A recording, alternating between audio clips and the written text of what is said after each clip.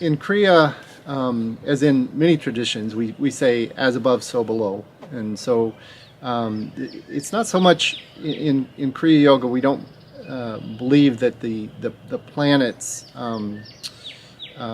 exert a force as much as they are synchronistic. Again, this word comes out of Jungian psychology. And Jung actually studied astrology and made some interesting discoveries. If anybody wants to read more about that, they can read his book on synchronicity.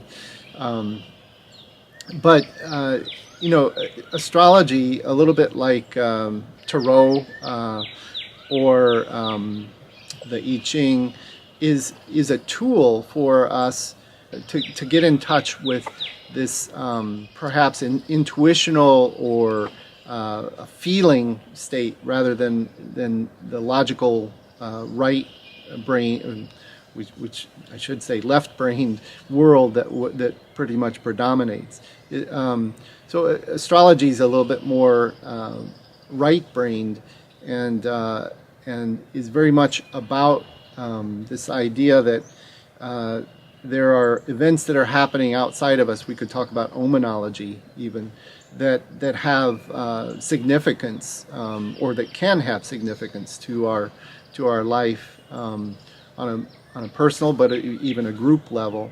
And so I remember one of Shelley's stories was of Jimmy Carter going on a fishing trip, and a rabbit attacked him. This is an actual story. This actually happened. I mean, you can read about it in the press. A rabbit attacked him, and the rabbit got away. The Secret Service didn't. So I'm not sure the rabbit attacked, but it jumped in the boat in which Jimmy Carter was fishing, and it caused some alarm. And Shelley said, well, some small country is going to attack the United States and get away with it, and within a short period of that time, Iran took over the U.S. embassy and held hostages for months,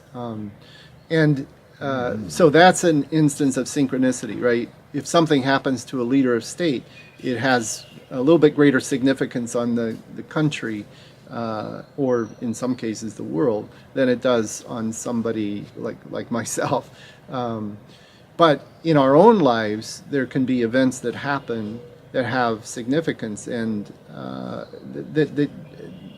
an acausal significance or acausal meaning. Mm-hmm. And so in Kriya, we look to astrology as a way of understanding our lives. So for example, one of the things we look to is, where is Saturn in our chart? Because that's where we're probably working hardest in our life at any given time. So our chart is made up of 12 houses, and each house is responsible for or references a particular area of our life. First house, we could say personality; second house, money; third house, communications; fourth house, home environment. And so if Saturn is, for example, in the fourth house of the home environment, I might have a lot of home projects that I'm working on in that two and a half year period that Saturn's in that house. And it's not so much in Kriya Yoga, we don't believe that Saturn's causing these. Saturn's is considered the greater malefic, the greater bad guy. But in fact, there are two sides to everything, and Saturn is the thing that brings about discipline. It's the thing that brings about a foundation for us to build upon. Mm-hmm. So Saturn in the fourth house might bring about some constriction, some home projects that are demanding of time and energy and probably money.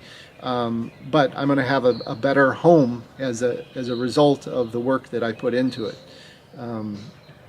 So wherever Saturn is gives me a clue as to where my efforts are probably going to be in any period of time.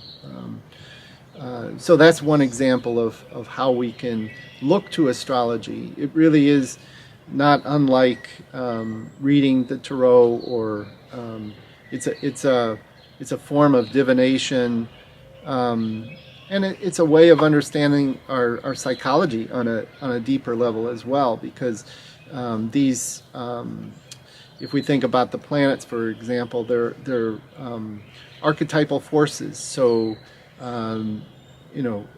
each of the planets is related. We could read about the Roman and Greek gods if we chose to do that. If we connected the planets to and those are archetypal forces. They're in each of us. They're not outside of us. They're in us.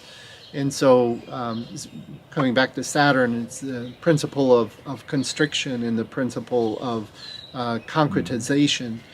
Jupiter is the principle of expansion. We need both of those in our lives. And we are emphasizing those different archetypes at different times of our lives.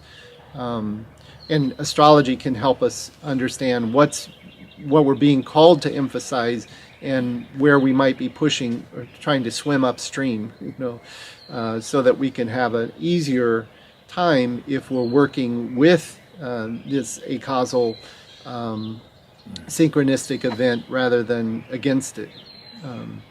So if it's a period of constriction and laying down new foundation, and I'm trying to start a new business, or I'm trying to be expansive in my travel plans or something, I'm probably going to be thwarted. I'm probably going to run into lots of obstacles. But if I say, oh, this is a period of laying foundation, I want to really put energy into that, things will go more smoothly.